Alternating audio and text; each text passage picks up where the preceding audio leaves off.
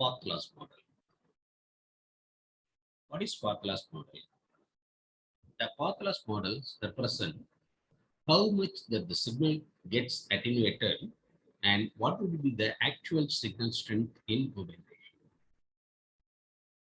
There will be attenuation in both indoor and the outdoor propagation model.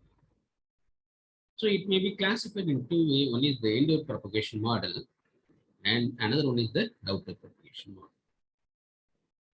That the indoor propagation model, that the mobile to mobile radio communication has to be analyzed with respect to indoor propagation, and we will give the importance to the outdoor propagation sector. The indoor propagation is also influenced by same type of mechanism as that of the outdoor propagation, that is reflection, diffraction, and scattering.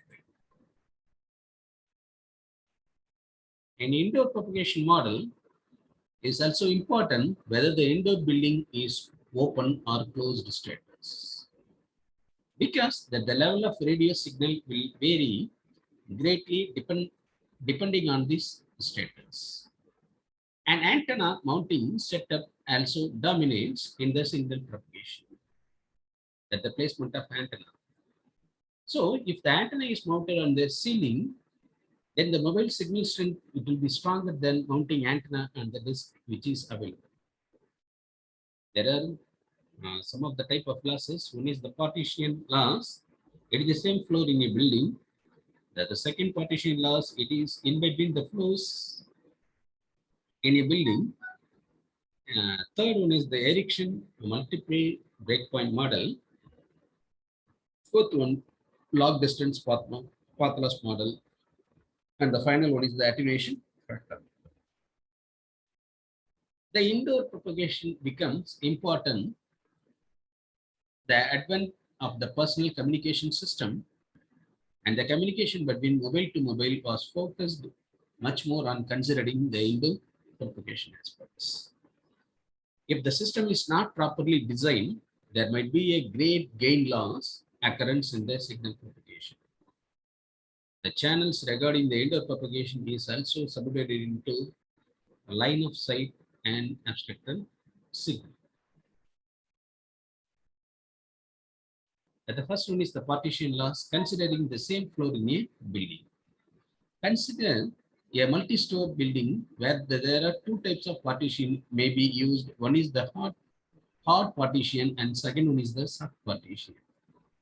If the partition is formed within the building as a part of building and reconfiguring the partition is not possible, such a type is known as hard partition. On the other hand, if the partition are irreconfigurable and does not span to ceiling, even if such a type is called soft partition. These partitions might be made up of wood as movable office partition such that the space may be designed and easily reconfigured at any time. Depending on the nature of the partitions, mobile signal strength, it may be varying. Second one is the partition losses. It is the between the floors. That the floor attenuation factor reveals that the number of floors reduce the floor attenuation factor, and slow. We will see then it is through one floor that the floor attenuation factor is around 12.9. If we go for between two floors, it is 18.69. For three floors, it is 24.41. And there is a fourth floor, it is around 27.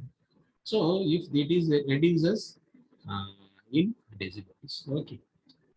There is an incremental attenuation. Notice that the number of floors grows, but there is only little additional path loss observed after 6 floor separations. It is always preferred to plan construction of a building considering the floor attenuation factor into your algorithm. The third one, Ericsson multiple breakpoint model.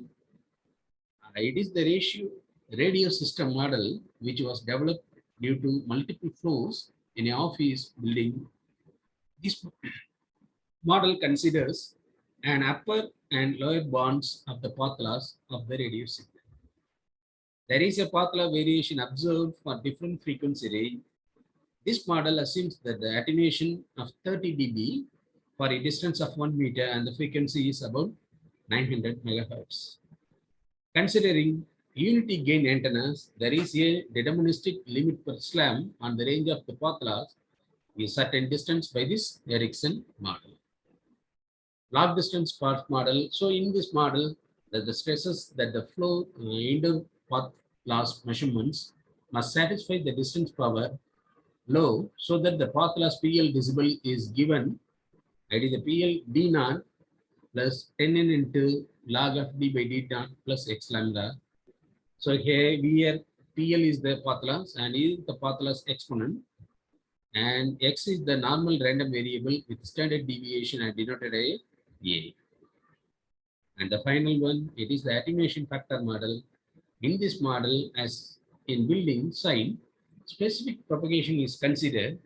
It is better method which can be used to minimize the standard deviation as t, but in the predicted measured path loss up to some 4 decibels. That the attenuation factor, it may be calculated. PL is equal to PL plus 10 NSF into log of d by d naught plus FAF dB in summation of your sigma PAF, where the PL is the path loss decibel and FAF is the floor attenuation factor and PAF is the partition attenuation factor for particular construction, considering a signal ray between the transmitter and the receiver. This method is drawing a single ray between the transmitter and receiver is known as the primary ray tracing. Selecting values of your floor attenuation factor and better estimation of N and cumulative path loss will lead to accurate attenuation factor model. So if you visualize that is the scatter plot of your path loss, yes, the separation distance between your transmitter and receiver for the office building, it is the same floor for circle. There is a elevator for first floor and second floor. In the office building, okay, with several number of floors are considered for this analysis of your path loss. So if you draw a graph that is a scatter plot, that is the path loss with the distance. Okay, it is the path loss in y-axis and there is a distance in x-axis. Okay, so you will see then that is the transmitter and receiver increases the path loss value decibel also goes. It is worth noting that the design involved TR separation has been planned properly to keep path loss value in control signal propagation.